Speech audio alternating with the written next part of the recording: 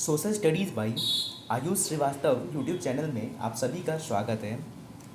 Part one French revolution में हम लोगों ने 1789 के पीरियड पे रिवॉल्ट कैसे स्टार्ट हुआ, वहाँ से लेकर बैस्टाइल के डिमोलिश तक के क्या कॉजेज़ थे, वहाँ पे सोशल कंडीशन क्या था, वहाँ पे पॉलिटिकल कंडीशन क्या था, यह सब हम लोगों ने फ्रेंच सोसाइटी के बारे में समझा था।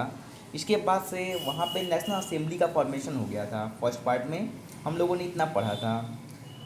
1789 से 91 तक के टाइम पीरियड में नेशनल असेंबली कंप्लीट अपने कॉन्स्टिट्यूशन को ड्राफ्ट कर पाती है। तो जब इन्होंने नेशनल असेंबली जब बनी तब से उन्होंने कुछ रिफॉर्म किए थे। जैसे उन्होंने फ्यूडल सिस्टम को एबॉलिश कर दिया था, फ्यूडल सिस्टम को बंद कर दिया। इसका मतलब यह होगा कि जैसे कुछ मिडल मैन थे जो किंग की तरफ से हायर होते थे, वे अपने अंडर में फार्मर्स को रखते थे, फार्मर्स से वह काम करवाते थे और इस तरह से उनके साथ में एक्सप्लॉयटेशन होता था। तो फार्मर्स की कंडीशन को इम्प्रूव करने के लिए फ्यूडल सिस्टम को बैन कर दिया गया। रिलीजियस टैक्सेस जैसे कि टीथेस लिए जाते थे चर्च के थ्रू, इसे भी नेशनल असेंबली ने बैन कर दिया। बहुत सारे जो नोबिलिटीज़ या जो जो क्लर्जीज थे उन्हें प्रिविलेजेस मिले थे, उन्हें बहुत सारे अधिकार मिले थे, उसे भी नेशनल असेंबली बंद कर देती है। इन्होंने कुछ रिफॉर्म भी किए थे, नेशनल असेंबली ने कुछ रिफॉर्म किए, जैसे वोटिंग राइट बस मेंस को प्रोवाइड किए थे। ऐसे मेन जिनका एज 25 से ज़्यादा है और जो टैक्स दे सकते हैं अपने लेबर वेजेस का, जितना उनको वेजेस मिलते हैं, अगर उसका टोटल इनकम का 3 डे के पार्ट को अगर टैक्स में वह दे पाएंगे तो उन्हें वोटिंग के राइट्स प्रोवाइड हुए थे, जिसकी वजह से सोसाइटी में लोगों को और हायरार्की देखने को मिला। जैसे सोसाइटी दो पार्ट में डिवाइड हो गया था, one is active citizen and second is passive citizen. Active citizen ऐसे जिसको वोटिंग के राइट मिले थे, ऐसे मैन यह एक्टिव सिटीजन में आते थे। पैसिव सिटीजन जिनको कोई राइट नहीं मिले थे, मतलब सोसाइटी में गरीब सोसाइटी को अमीरों और गरीबों में बांट दिया गया था। नेशनल असेंबली जो बनी उसने 27 अगस्त 1789 को ह्यूमन राइट्स, मानवों के जो अधिकार हैं, उसको डिक्लेयर किया। उनके कॉन्स्टिट्यूशन के जो फीचर थे उसमें वह कॉन्स्टिट्यूशन ऐसे स्टार्ट होता था, right of man and citizen से। राइट्स की जब बात करते हैं तो राइट्स में राइट टू लाइफ था, फ्रीडम ऑफ स्पीच था, freedom of opinion, equality before law, यह सब नेचुरल एंड इनएलाइनेबल राइट थे। मतलब यह सारे जो अधिकार थे वह सारे अधिकार लोगों को जन्म से मिले थे। राइट टू लाइफ सभी को जीने का अधिकार होता है, फ्रीडम ऑफ स्पीच अपनी बातें बोलने का, अपना ओपिनियन रखने का यह अधिकार मिला हुआ था। इक्वलिटी होगा, सोसाइटी में इक्वलिटी मेंटेन होगा, और ये सारे जो अधिकार होंगे वह प्राकृतिक होंगे और इन्हें कोई भी छीन नहीं सकता है। यह सब कुछ वहाँ पे फॉर्मेशन नेशनल असेंबली ने किया। लेकिन इसके कुछ डीमेरिट भी थे। नेशनल असेंबली के जो डीमेरिट थे वह डीमेरिट यह होते हैं कि जैसे जो राइट उन्होंने अपने कॉन्स्टिट्यूशन में लिखे थे वह सारे राइट्स बस लिखे रह गए, उन्होंने प्रोवाइड नहीं किया किसी को भी, उन्होंने किसी को प्रोवाइड नहीं किया। नेक्स्ट, जैसे मिडिल क्लास के लोगों को वो प्रमोट तो कर रहे थे, जिसकी वजह से फार्मर्स एंड वर्कर्स की जो कंडीशन है वह पहले की जो रिवॉल्यूशन से पहले की जो कंडीशन थी वो वैसे ही रही, उसमें कोई चेंजेस नहीं हो पाए। फार्मर्स वर्कर्स को कोई फ़ायदा नहीं हुआ, वीमेंस को कोई फ़ायदा नहीं हुआ, जो पुअर्स थे उनको कोई फ़ायदा नहीं हुआ। पैसिव सिटीजन उन्होंने यह कर दिया कि उनकी पॉलिसीज़ की वजह से लेजिस्लेटिव और एग्जीक्यूटिव में हमेशा विवाद बने रहते थे। लेजिस्लेटिव जो पॉलिसी बनाने का काम करते हैं, एग्जीक्यूटिव जो पॉलिसी को इम्प्लीमेंट करने का काम करते हैं, दोनों के बीच में हमेशा विवाद रहता था। कंडीशन क्या हुआ था? कंडीशन यह था कि जब नेशनल असेंबली बनी तो उसने लोगों को active citizen and passive citizen में डिवाइड कर दिया। एक्टिव सिटीजन जो वोट दे सकते हैं, ऐसे लोग जो वोट नहीं दे सकते वो पैसिव सिटीजन। अब एक्टिव सिटीजन जिनको वोट देंगे वह एक इलेक्टर्स बनेंगे। इलेक्टर्स बनेंगे, वे क्या कर सकते हैं, वो नेशनल असेंबली के लोगों को वोट कर सकते हैं। इनडायरेक्ट वे में नेशनल असेंबली को वोट करने वाले एक्टिव सिटीजन अब नेशनल असेंबली को वोट कर सकते हैं। नेशनल असेंबली कंट्री के लिए पॉलिसी बनाएगी, वो लेजिस्लेटिव का काम करेगी। उनका नेशनल असेंबली का कंट्रोल हुआ किंग पे भी और मिनिस्टर पे भी। यहाँ पे जो इलेक्टर्स थे, इलेक्टर्स वोट दे सकते थे जज को भी। तो इनडायरेक्ट वे में लेजिस्लेटिव, एग्जीक्यूटिव एंड जो जुडिशरी के लोग थे, इन लोगों को का एक इलेक्शन होता था। इलेक्शन के थ्रू ये लोग का फॉर्मेशन होता था। कॉन्सेप्ट यह था कि पावर को डिवाइड किया जाए, पावर को वन हैंड में सेपरेट नहीं किया जाए, क्योंकि हम लोग जो पढ़े हुए हैं मोनार्की सिस्टम था 1789 तक में, वहाँ पे किंग के पास में पावर थे और किंग की पावर की वजह से लोगों को प्रॉब्लम हो रही थी।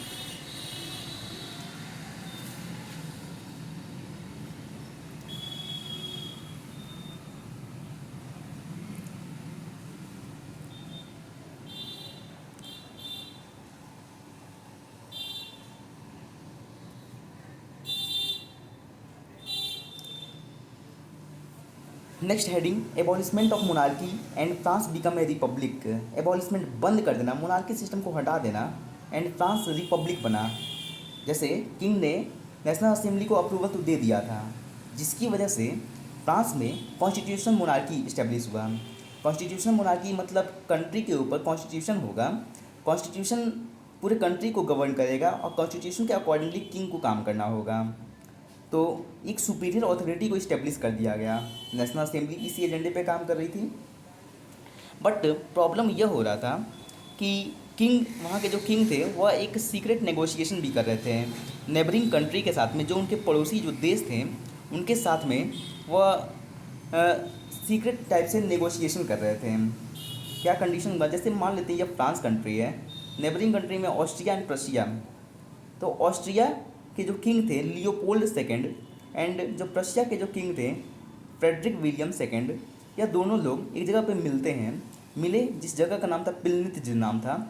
यहाँ पे ऑस्ट्रिया एंड प्रशिया फ्रांस को सपोर्ट करने की बात करते हैं। कंडीशन, फ्रांस में रिवॉल्यूशन हो रहा था, तो यह लोग ऐसा चाहते थे कि फ्रांस के में जो रिवॉल्यूशनरी एक्टिविटी है उसे सप्रेस किया जाए। उसे सप्रेस किया जाए तो क्या होगा, पावर जो है वह किंग के पास में आ जाएगा।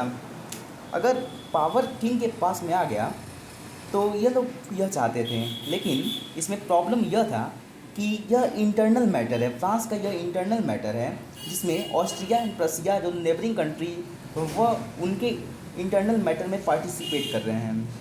जिसकी वजह से यह जब इंफॉर्मेशन नेशनल असेंबली को मिली तो उसने, नेशनल असेंबली ने ऑस्ट्रिया एंड प्रशिया के अगेंस्ट में वॉर को डिक्लेयर कर दिया।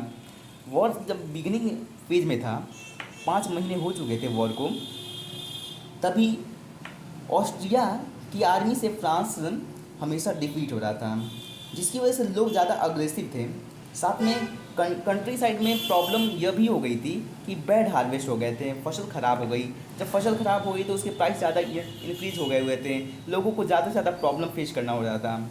इसके बाद फ्रांस के जो किंग हैं, लोगों को यह लगता था कि वो ऑस्ट्रिया के साथ में सीक्रेट तरीके से नेगोशिएशन कर रहे हैं। राजा देश के विरोध में काम कर रहा है, जिस वजह से लोग चाहते थे कि राजा रूल नहीं करें। लोग इतने अग्रेसिव थे, इन्होंने क्या किया, 20 जून 1792 को एक जो पैलेस था ट्यूलरेट पैलेस, उस पर अटैक कर दिया। इन्होंने जब अटैक किया तो लोगों के अंदर गुस्सा यह भी था नेशनल असेंबली के ड्रॉबैक को लेकर के। नेशनल असेंबली ने क्या किया था, जो पॉलिटिकल राइट थे, वोटिंग देने के राइट, वो सारे बस रिचर सोसाइटी को प्रोवाइड किए थे। तो लोग, कुछ लोग ऐसे थे फ्रेंच कंट्री में, वे लोग यह चाहते थे कि रिवोल्ट की जर्नी और आगे जानी चाहिए, जिसकी वजह से थर्ड स्टेट के जो फार्मर्स हैं या जो पैसिव सिटीजन्स हैं, उन्हें जो अभी तक राइट्स नहीं मिल पाए हैं वो राइट्स मिलने चाहिए। इसके लिए लोगों ने पॉलिटिकल क्लब बनाए। पॉलिटिकल क्लब अपने एजेंडा को, अपने पॉलिटिकल डिमांड को रखने के लिए था। इसकी वजह से एक जो इम्पोर्टेंट नाम आता है वो है जैकोबिन क्लब। जैकोबिन क्लब एक पॉलिटिकल क्लब था जिसमें लेस प्रॉस्परस सोसाइटी, जो बहुत ही कम गरीब जो लोग थे, वे सारे लोग इसमें पार्टिसिपेट कर रहे थे। तो इन लोगों, इसमें जैसे स्मॉल शॉपकीपर हो गए, आर्टिसंस हो गए, शू मेकर हो गए, ये सारे लोग इस क्लब को बनाए थे। लोगों का डिमांड यही था कि उनको कुछ पॉलिटिकल राइट्स मिलने चाहिए। वे लोग अपने ड्रेसिंग सेंस को चेंज करते हैं और स्ट्रिप्ड ट्राउज़र, फुल जो ट्राउज़र था उसे वियर करते हैं। नॉबल्स को अपोज करना था। साथ में जो मैन थे, मैन रेड कैप को वियर कर सकते थे, रेड कैप को वियर करते थे। वीमेंस को रेड कैप वियर करने का परमिशन नहीं दिया गया था। तो लोगों के अंदर ज़्यादा गुस्सा था, नेशनल असेंबली को डिसमिस कर दिया गया। नेशनल असेंबली को डिसमिस किया गया तो क्या हुए, उसके बाद से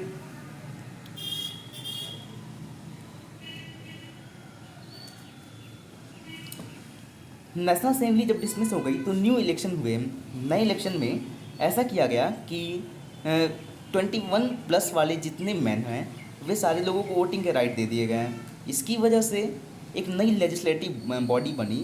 नए इलेक्शन हुए, नई लेजिस्लेटिव बॉडी बनी, नेशनल असेंबली को डिसमिस कर दिया गया था, जिस नई बॉडी का नाम कन्वेंशन था। इसने 21 सितंबर 1792 से काम करना स्टार्ट किया। इसने मोनार्की सिस्टम को बंद कर दिया, वहाँ पे राजा रूल नहीं करेंगे, और फ्रांस को रिपब्लिक डिक्लेयर कर दिया।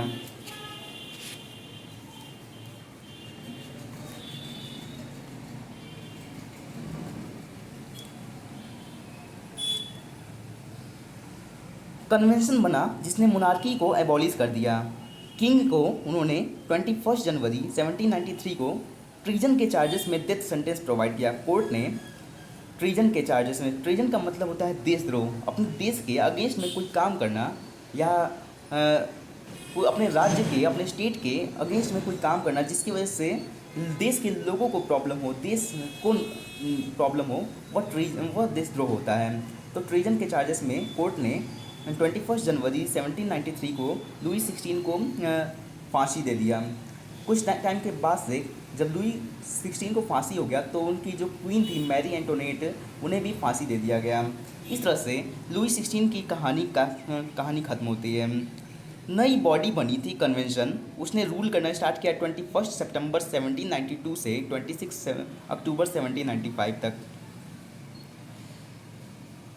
कन्वेंशन में बहुत सारे लोग अलग अलग पार्ट के आए थे। टोटल 782 मेंबर्स इसमें पार्टिसिपेट किए थे, जिसमें से 200 मेंबर्स जीरोदीन के मेंबर्स थे, 100 मेंबर्स जैकोबिन के थे, एंड 482 मेंबर्स इंडिपेंडेंट मेंबर थे। इनके साथ में प्रॉब्लम यह था कि एक तो नए कॉन्स्टिट्यूशन को ड्राफ्ट करना है,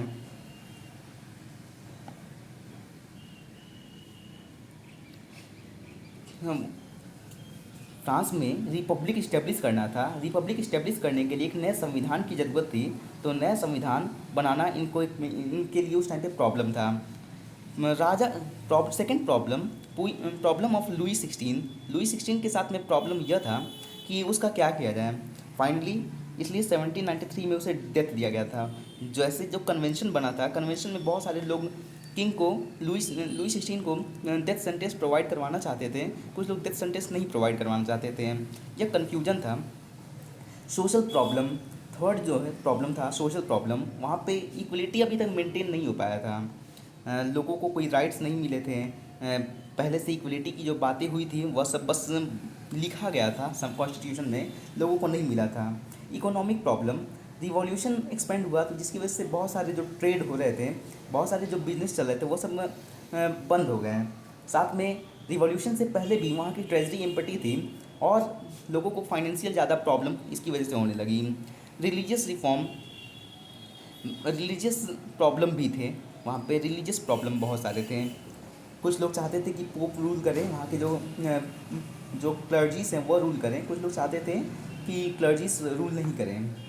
उन्होंने क्या क्या चेंजेस किए, तो उन्होंने मोनार्की को बंद कर दिया, न्यू कैलेंडर को वे इंट्रोड्यूस करते हैं, और उन्होंने फाइनली कन्वेंशन ने किंग को डेथ सेंटेंस प्रोवाइड किया। इनकी जो पॉलिसीज़ थी, नेशनल असेंबली की जो पॉलिसीज़ थी, इसकी वजह से इसे राइन ऑफ टेरर बोला गया। राइन ऑफ टेरर आतंक का राज होता है। इन्होंने सवेयर स्ट्रिक्ट एंड पनिशमेंट, कोई भी जो रिपब्लिक के अगेंस्ट में बातें करता था उसे वे तुरंत पनिश करने की बातें करते थे।